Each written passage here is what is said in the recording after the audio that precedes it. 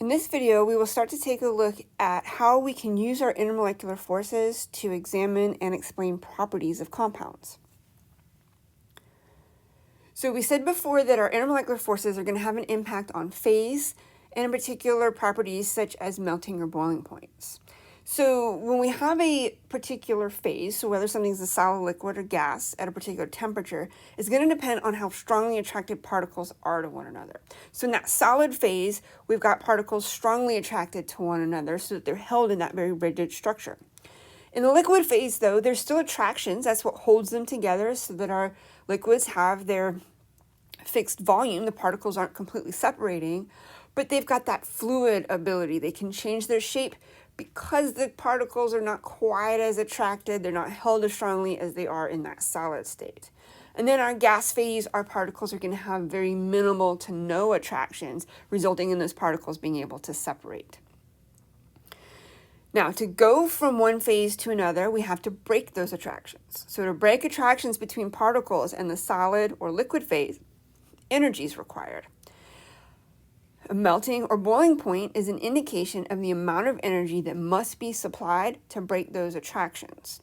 The stronger the forces are holding the particles together, the more energy we have to add, and therefore the higher the melting or boiling point. So if we were to compare molecules of similar molar masses, we find that nonpolar molecules tend to have lower melting and boiling points. So we want to think about this in terms of our intermolecular forces. So remember that our nonpolar molecules are going to have dispersion forces only.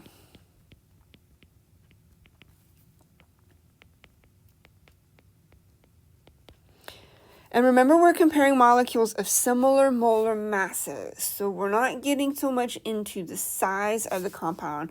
We're just comparing similar attractions. So nonpolar have dispersion only. But if we're comparing this to a polar molecules are going to have dispersion. And because they're polar, they're also going to have dipole-dipole forces. And depending on the type of polar molecule we're talking about, we may even have hydrogen bonding. But if we're looking at just a basic polar molecule with dipole-dipole forces, what we're looking at is that the polar molecule has more forces. In addition to having more forces, it has the stronger dipole-dipole force. So our nonpolar molecules with only the dispersion, with the weaker intermolecular forces, they're going to have the lower melting points because those weaker intermolecular forces are easier to break. And if it's easier to break, we have to supply less energy, meaning lower temperatures are required.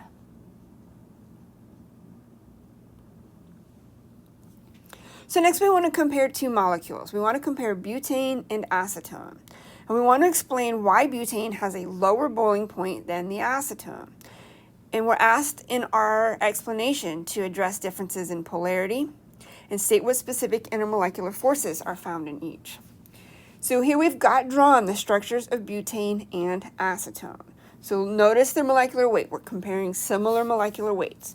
The butane has a boiling point of negative 0.5 degrees Celsius. So that means at room temperature, that butane is going to be a gas. While my acetone, which is a liquid at room temperature, it's going to have a boiling point of 56.1 degrees Celsius. So if we look at each molecule, first of all, with my butane, I have carbon-carbon bonds and I have carbon-hydrogen bonds. Both those bond types are nonpolar. So my molecule as a whole has only nonpolar bonds, so it is a nonpolar molecule.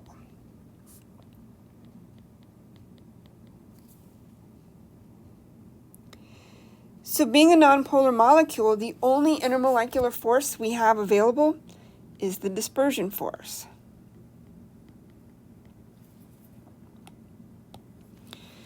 Now, if we look at the acetone, I have carbon-carbon and carbon-hydrogen bonds, again, which are nonpolar.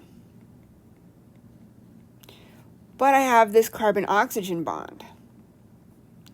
That's a bond between different atoms. It is a polar bond.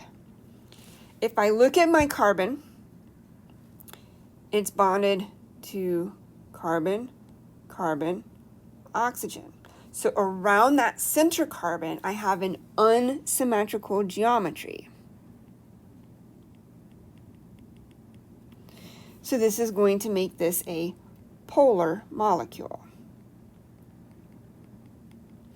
So in terms of my intermolecular forces, we have dispersion because, again, it's found in everything. And because this is a polar molecule, I have dipole-dipole. Now, we always want to check if we have a polar molecule to see if it can undergo hydrogen bonding. So remember our criteria. We have to have hydrogen bonded to oxygen, nitrogen, or fluorine. I have hydrogens here, but they are bonded to carbon. So there is no hydrogen bonding.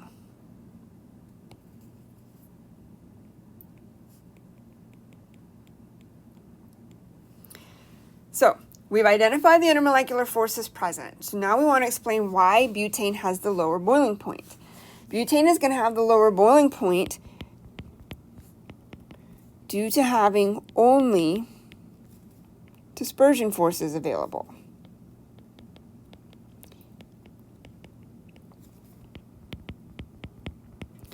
And those dispersion forces are weaker than our dipole-dipole forces.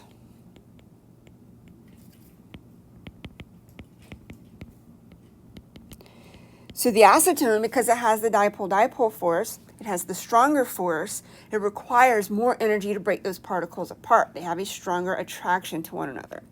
Butane, with only its dispersion forces, those forces are very weak. It doesn't hold the butane molecules together very well. And this is a very small molecule. So the smaller the molecule, the weaker those dispersion forces. These are so weak that we're going to have a very low boiling point. So in this chapter, we need to be able to look at various atoms or molecules. We need to identify what intermolecular forces are present.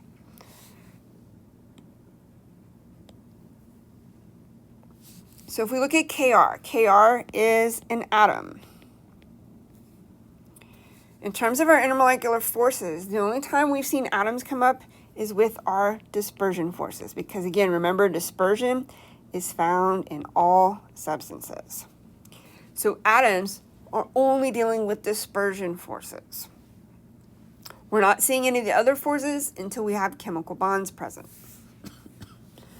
Now, my NCl3. We've got a molecule here.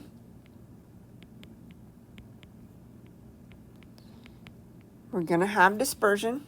We could draw the dot structure, or we could just look at this compound. So we're given a clue here in the question. We're told to remember that to fill octets of atoms, atoms may have lone pairs present, even though they're not indicated in the formula. If I look at my nitrogen, it's bonded to 3 chlorines. That's only 6 electrons. Nitrogen needs 2 more, which means nitrogen's going to have a lone pair. And the instant we have that lone pair, we have an unsymmetrical geometry.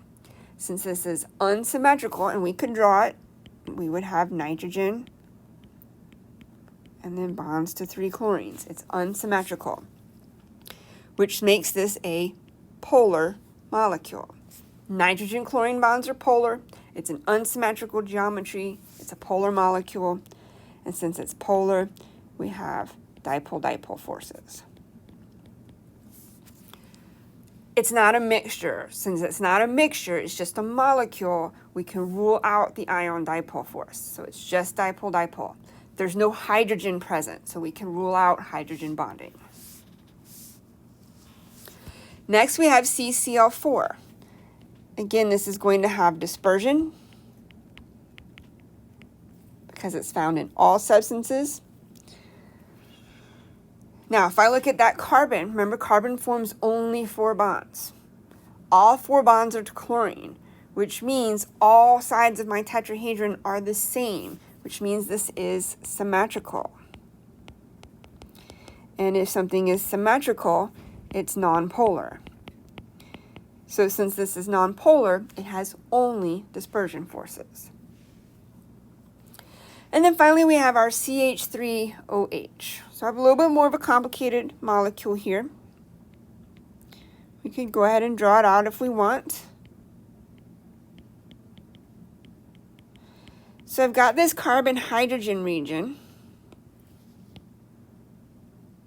Here, that carbon-hydrogen region. Carbon-hydrogens are nonpolar, so this is a nonpolar region. But if I look at my center atom, so I'm looking at this OH here. The oxygen-hydrogen bond is polar. I've got lone pairs, so it's unsymmetrical. So this is a polar molecule. So when we go to look at our forces, we have dispersion. Because it's polar, we have dipole-dipole. And then if we have identified something as polar, we check for hydrogen bonding. So I have hydrogen here. That hydrogen is bonded to an oxygen. So that's my first criteria for hydrogen bonding. I have an oxygen-hydrogen bond. The other criteria is those lone pairs. So I meet both criteria. So this substance also has hydrogen bonding.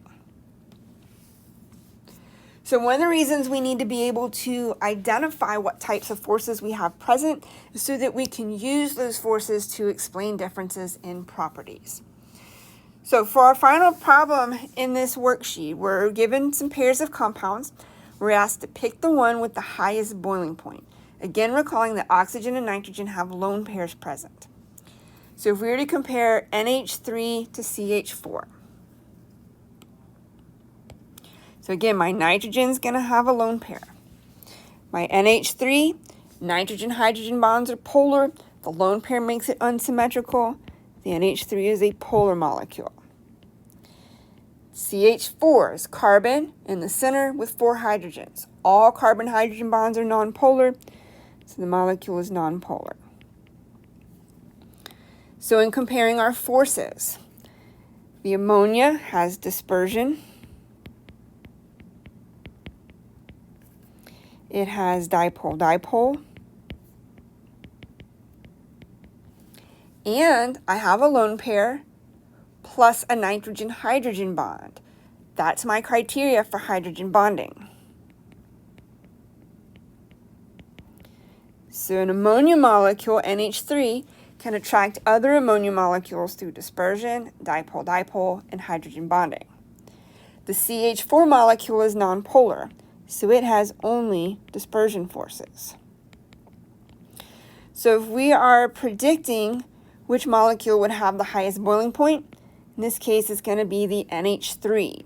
The NH3 is going to have the higher boiling point because it has stronger forces. And those stronger forces require more energy to break.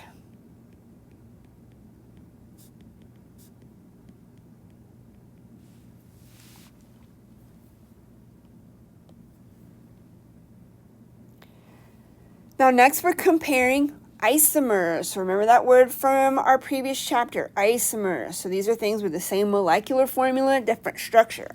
Here we're looking at a different arrangement of the oxygen, and that's going to make a difference in the properties. If I look at my CH3OCH3, so I would have oxygen in the center with 2 lone pairs, and then bonded to these CH3 groups.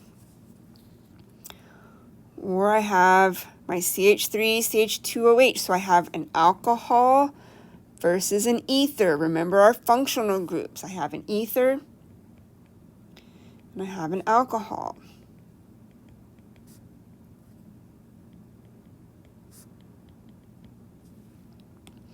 So if I look at my types of forces present, or before I even get to that part, we need to know if this is polar or nonpolar.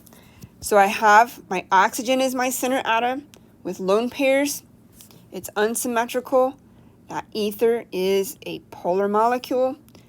The alcohol is a polar molecule because of what's going on around that oxygen with the polar bonds and the lone pairs. Both molecules have dispersion forces.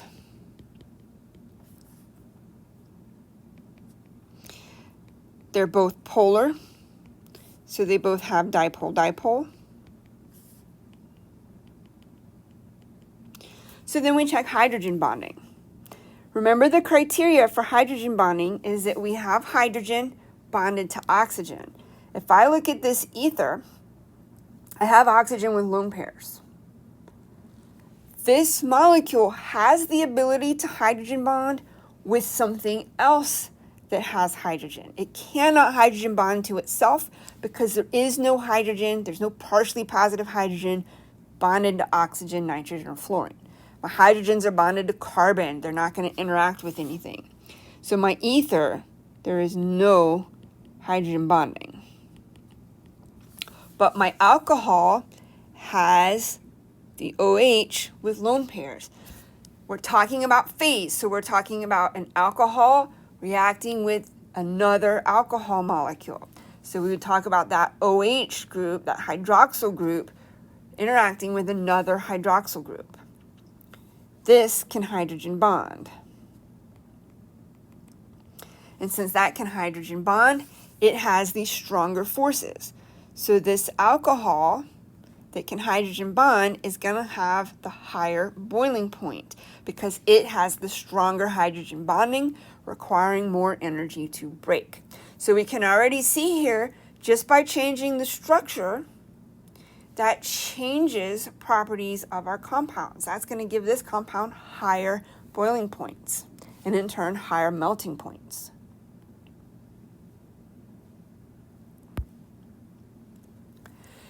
So we've looked at so far the intermolecular forces. We've talked about 4. We've looked at identifying those intermolecular forces and using them to explain properties.